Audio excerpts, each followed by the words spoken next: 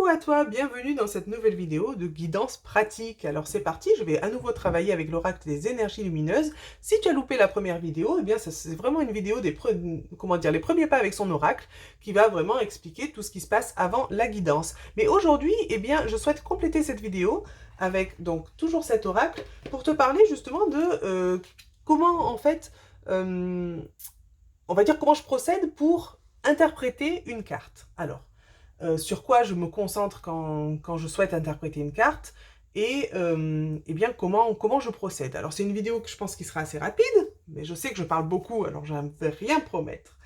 Alors, en fait, quand je regarde mon oracle, tout simplement, je vais le retourner comme ça, sur cette carte-là par exemple, alors on va aller un peu plus près, voilà comme ça.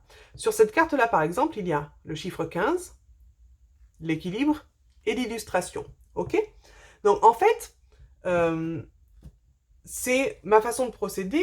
Je vais peut-être pas le répéter à chaque vidéo, hein, de toute façon ça sera inscrit en dessous. Ce n'est pas une vérité absolue, c'est simplement des conseils que je donne sur comment moi je procède. Hein. Après, toi tu prends ce qui résonne et tu fonctionnes avec ton intuition. Donc ce que je vais regarder en fait sur la carte, personnellement, ça va être l'intitulé, ok, qui est assez clair là, donc j'ai pas vraiment matière à me poser de questions. Et surtout l'illustration. Alors si tu regardes mes guidances, tu as l'habitude, j'aime beaucoup me baser aussi sur les illustrations parce que je trouve que ça complète énormément bien l'intitulé. Donc là par exemple, c'est très clair. Hein. Après je ne sais pas si je peux prendre une autre carte. Par exemple celle-ci, la carte de l'intuition, qui est bien d'actualité, merveilleux. Donc par exemple sur la carte de l'intuition, je trouve que cette carte aussi est merveilleusement illustrée. Après, il y aurait eu plein d'autres façons évidemment d'illustrer l'intuition, mais je pense que les illustrations en fait sont aussi un bon moyen d'interprétation en fait.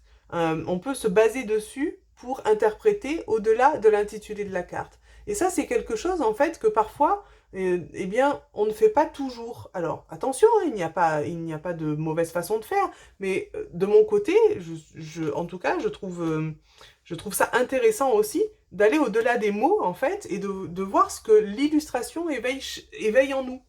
Et comment, en fait, cette illustration, peut-être aussi, va être mise, on va dire, eh bien, en relation avec les autres, il va peut-être former une histoire qui va aller donc au-delà du mot qui est inscrit sur la carte et qui peut donner des indications supplémentaires ou des nuances supplémentaires que juste une carte avec un mot n'aurait pas forcément donné. D'ailleurs, les oracles ont des illustrations, ce n'est pas pour rien. Hein. Après, chacun, bien sûr, décide de faire comme il le souhaite. Donc, je n'ai pas parlé du chiffre volontairement. Pourquoi ? Parce que, eh bien, moi, je n'utilise pas trop les chiffres au niveau des oracles. Alors c'est quelque chose qui, je trouve, est plus important au niveau du tarot, mais je sais qu'il y a des personnes qui fonctionnent aussi avec la numérologie, et c'est quelque chose de merveilleux parce que ça ajoute, hein, évidemment, ça ajoute quelque chose au niveau de l'interprétation. Alors ce n'est pas mon cas, mais bien sûr, sache que c'est possible. Tu peux aussi travailler donc avec le numéro de la carte, hein, et ça ajoute donc cette numérologie aussi à l'interprétation.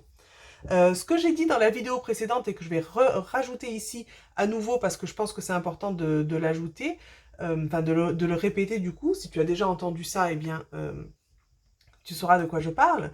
Je disais donc que quand on acquiert un oracle, eh bien, on a le choix de soit le découvrir directement au niveau des guidances, hein, soit de passer toutes les cartes et pourquoi pas d'étudier le livret. Voilà, c'est quelque chose que je ne fais pas forcément, mais que je tenais à repréciser ici parce que ça permet justement d'avoir, eh bien, on va dire plus d'informations que simplement ce que j'ai donné là, d'avoir le point de vue de l'auteur, eh bien, sur ce qu'il a voulu transmettre à travers cette carte et pourquoi pas ouvrir des pistes de réflexion et des pistes d'interprétation, peut-être que tu n'avais pas envisagé par toi-même, simplement en regardant la carte. Sachant évidemment, je le reprécise, que ce que l'auteur transmet dans son livret est ce qu'il a voulu transmettre, bien sûr, mais n'est pas non plus une vérité absolue, étant donné qu'après, une fois que l'oracle est entre tes mains, tu travailles avec ton intuition, et donc tu travailles avec ton interprétation, et pas forcément en appliquant à la lettre ce qui est inscrit dans ce livre. Ce livre est là, pour moi en tout cas, attention, c'est mon point de vue, à titre indicatif. Ok ? Qu'est-ce que j'allais ajouter d'autre? Donc le livret, ok.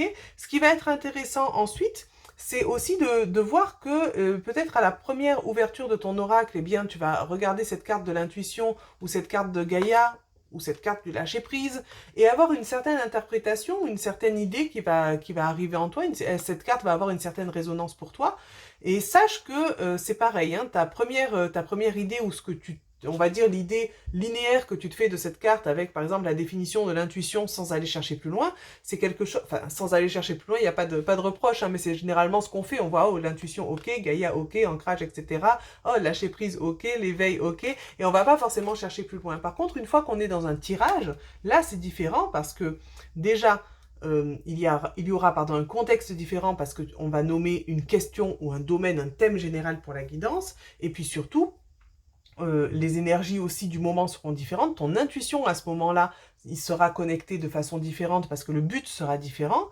mais c'est important aussi de voir qu'il y aura fort probablement plusieurs cartes si tu fais un tirage à plusieurs cartes, et ce qui sera intéressant aussi, c'est de l'interprétation sur mettre en relation ces cartes ensemble. Donc, en fait, ton interprétation de base, on va dire vraiment plus scolaire, ne va pas forcément correspondre à ce que tu diras après de cette carte. Tout dépend le contexte, tout dépend le moment. Tu verras que peut-être sur 2 tirages différents, la même carte va sortir, mais dans des contextes différents et tu n'en diras pas la même chose. Et ça, voilà, c'est toujours intéressant d'ouvrir, hein, de s'ouvrir à son intuition et d'ouvrir la porte à ce qui va venir après, de pas forcément rester sur ce qui est écrit ou ce que toi, tu auras entre guillemets écrit dans le livret et que du coup, non, ce n'est pas immuable, tout ça va changer et c'est justement ça qui est merveilleux au niveau intuitif. Voilà pour ce que j'avais à dire donc pour aujourd'hui.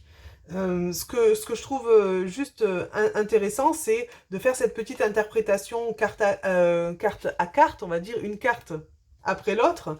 Même dans un tirage, imaginons tu as un tirage à 3 cartes, alors je vais prendre les 3 premières comme j'avais là. Dans ce tirage à 3 cartes, eh bien, tu peux regarder chaque carte de façon indépendante, hein.